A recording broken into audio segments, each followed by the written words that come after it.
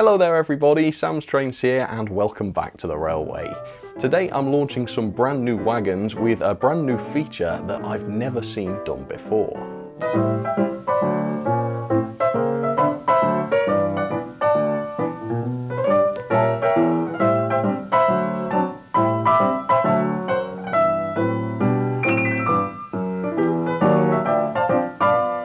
I've spent a lot of the last year trying to really raise the bar with my 3D printed models, and I'm hoping I've got something today that is the closest I've ever come to professional standards. So I'm launching this. It is the Furness Railway Open Wagon number 7211, which is a very small and cute two-plank wagon with absolutely masses of detail. This is the most detailed model I've ever produced, and it also has a resin chassis for the first time. And this is available right now on Etsy for £24.99. But that's not all. I also wanted to offer a weathered version of this model. Now, usually when a manufacturer offers a weathered model, it will just be a pristine model with some weathering effects painted onto it. It'll be done using decoration. So you'll get some dirt sprayed onto it, and if you're lucky, you'll get some grease smudges here and there, and possibly some rust as well. And this is where my new idea comes in. So last year, Chloe and I stayed at a hotel, and out front of the hotel they had an old decaying wagon. And I thought one day, you know, I'm going to go and photograph it, why not? So I did do, and this wagon had been there for years, so obviously it was very weathered looking. But I noticed the extent of the weathering wasn't just dirt. The wooden body was actually starting to rot away. So you had an unevenness to the woodwork, the planking itself was a bit wonky in places, and sometimes there would even be holes straight through the thing.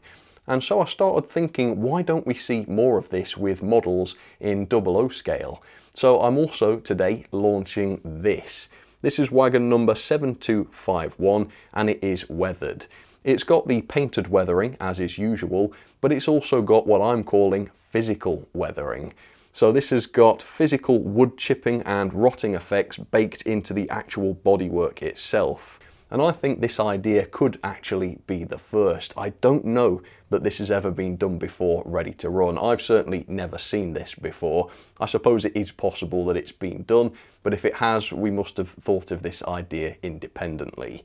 There's certainly no British models available at the moment with anything like this feature. And to make this effect authentic, I photographed loads of decaying wagons at various heritage railways, and I traced over the patterns of the sort of rotting on these wagons, scaled those patterns down, and then applied them to my CAD for this model. So if you are visiting some British heritage railways, look closely at the various decaying wagons because you might just recognise some of the patterns in the rotting of the woodwork. So the idea is you can pop this wagon in a quiet siding somewhere and you can pretend it's been there for years just rotting away out of service. And the beauty about this is you don't have to be modelling the Furness Railway in order to make use of this wagon. Even if your model railway is set way into the future from the Furness Railway, you can still pretend that this wagon was parked there years ago and then the world's just moved on without it and it's still there rotting away, and it won't look out of place because the rot makes it timeless. But perhaps your model railway is set in a different region from the Furness Railway. Perhaps a Furness Railway wagon would not be appropriate for your layout nevertheless. Well, in that case, I'm also launching this. This is wagon number 7227, which is the same product, but it's got a different running number as you can see and no Furness Railway lettering on the side, which makes this a bit more generic, allowing it to fit into more different layouts. All three models are available now on Etsy for £24.99 each. They are extremely limited edition, so you might want to act fast if you want to get one of these, and the links are in the description.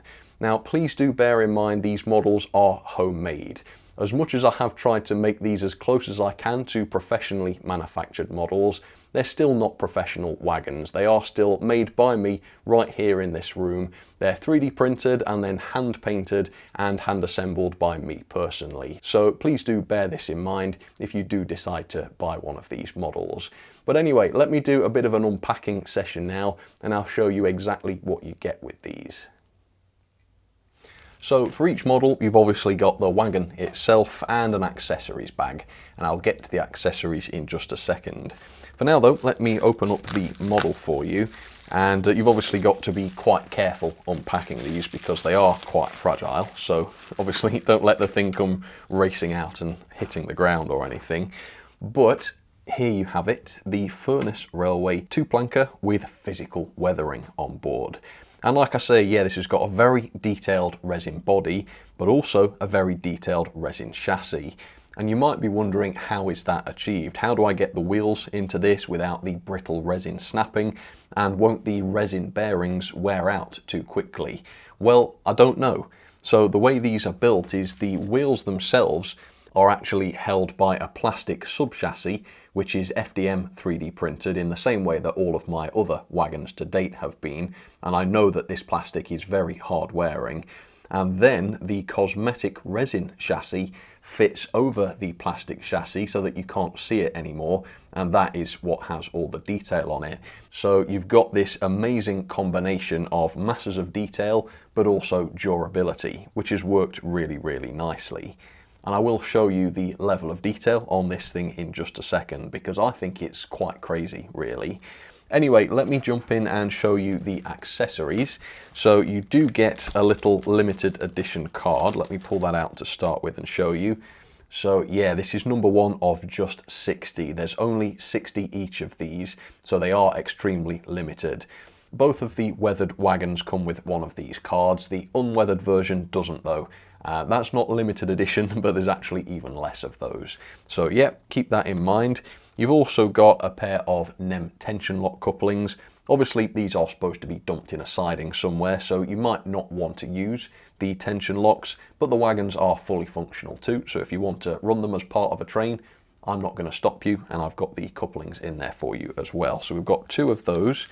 There are also, and I'm pleased about this because I always complain when professional models don't come with them, but I've also got chain link couplings included with this model as well.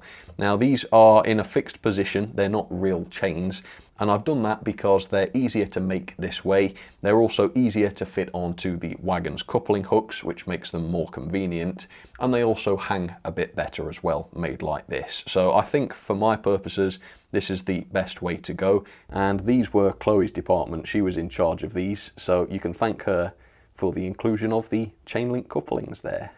There's also a spare buffer in each accessory pack, and that's because obviously I recognised accidents do happen, things can get broken in transit. You might have an accident when you're playing around with the wagon, and the buffers are the most fragile part of the model, so I have included a spare if you should need it. So there you have it, a lovely, very detailed resin buffer. So with that, let me give you a closer look at this wagon and I'll show you some of its features. Alright, so here it is up close and personal for you, fully detailed, completely assembled and painted with very complex weathering and even chain link couplings, all for £24.99. How about that? And yeah, I'm not going to pretend that this wasn't devilishly hard work, because it was. I've had to streamline every single part of the process to make it all as efficient as possible so that I can create this wagon at home without a factory behind me for less than you would pay for a professionally manufactured wagon. So let me talk about the decoration to start with, because like I say, we've got a lot of weathering here. We've got the physical weathering, of course, which is my favourite aspect, and I think the best part is the tops of the planks here. As you can see, the metal brackets at the corners, they're in perfect condition, but as soon as the wood starts, you've got this kind of uneven, bumpy surface on the top where the wood has started to rot away. And yeah, like I say, all of these different rotting patterns across the wagon are all taken from real life wooden wagons, so they're very authentic. And yet, sure enough, there is a hole all the way through there, which I just love. Like, you just don't get that, do you, with model railway stuff? And then of course there's the painted weathering as well. So we've got the kind of dirt sprayed onto the chassis and the wheels and such, which I think looks pretty good from a distance. And then the body itself has been treated to this kind of thick gungy layer, which gives each model a kind of unique appearance, and it's particularly cool on the interior, as you can see, because this just looks like it's been rained on year in, year out. It's had the sun beating down on it each summer. Yeah, you can just imagine what this thing has been through.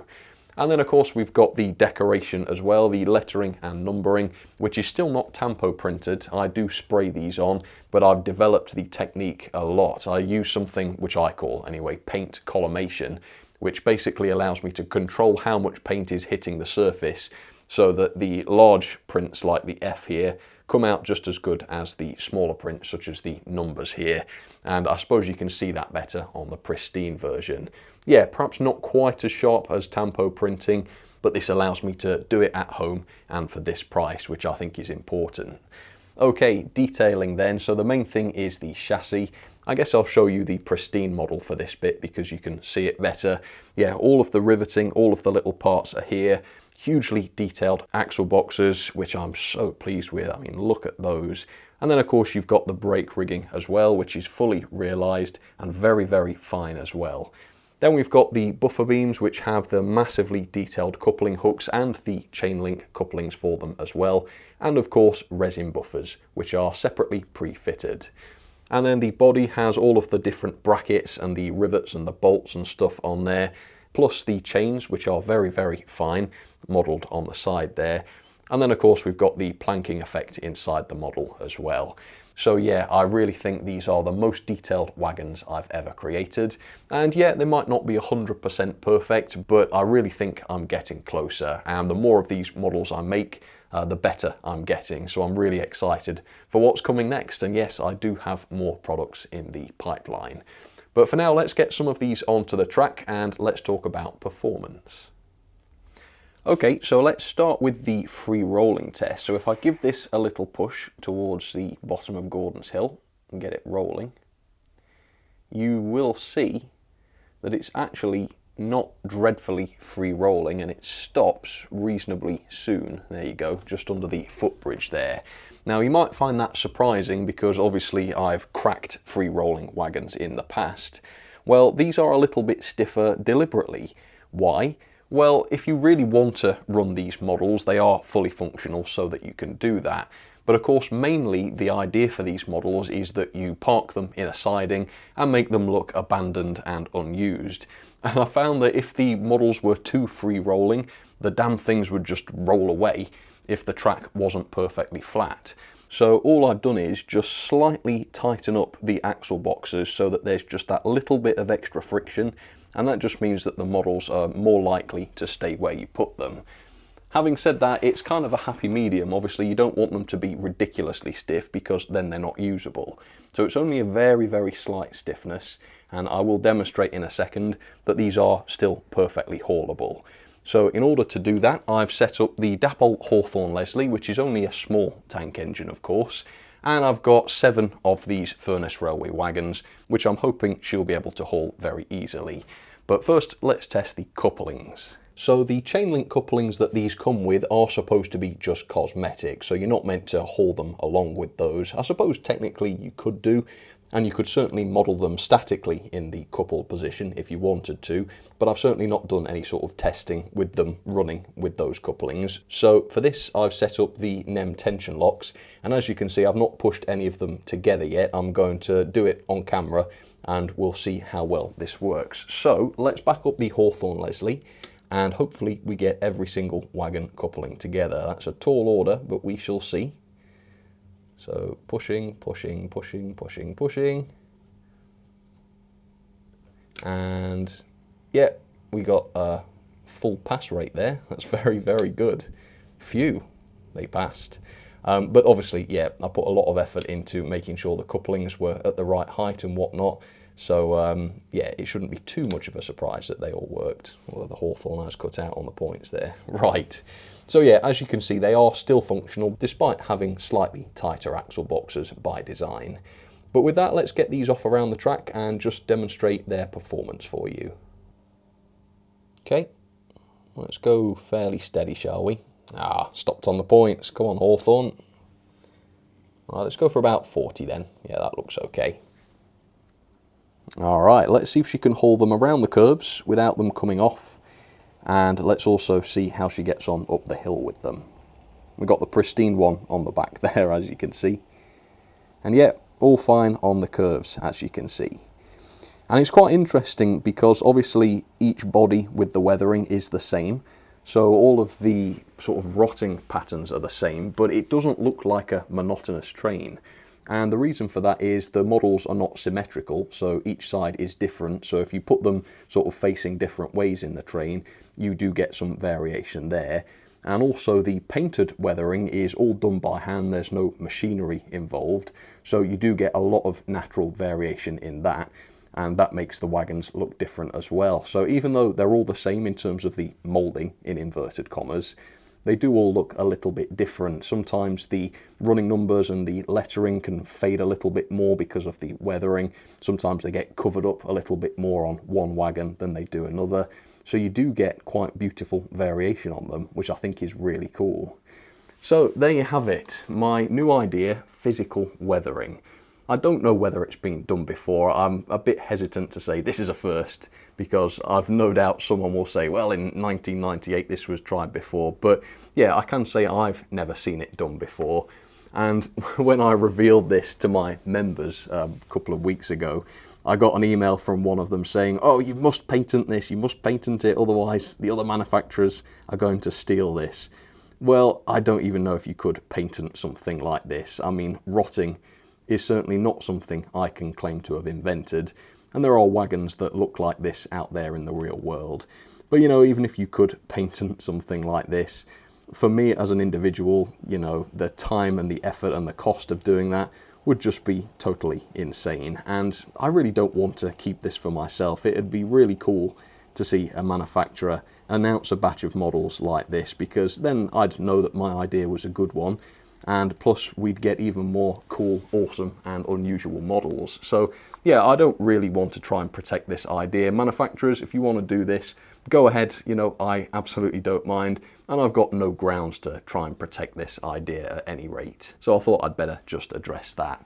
But yeah, these models are available now, links in the description. They are in very limited quantities because obviously they take a long time to make, and I did do all the kind of painting and assembly and packing by myself. So these are not models that I can create in their hundreds or thousands really.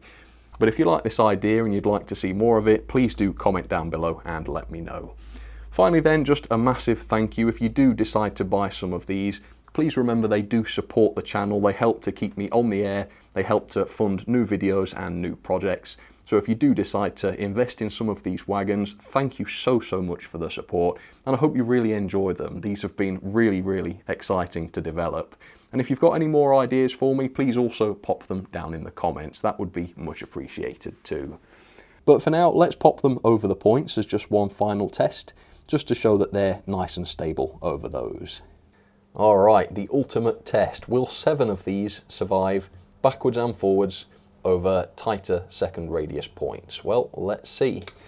Oh, I don't like doing this with my own models, but it must be done. Here we go, let's see.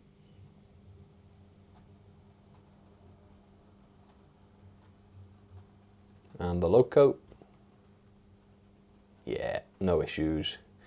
And we'll come back out a bit faster. Ready, forwards. So yeah, I'm very pleased with the performance of these. I mean, to say they're not really meant for running, I mean they are, I've designed them so that they run fine, but to say that's not their primary function, I'm really pleased with the way these perform. And obviously they're not that heavy because I don't have a die casting machine or any way to create die cast parts, so they are pretty light, but stable, which is great. So there you have it, nice performance over point work. Alright then folks, well thank you so much for watching, and I'll see you again very soon with some more videos. Alright, cheers folks, you take care.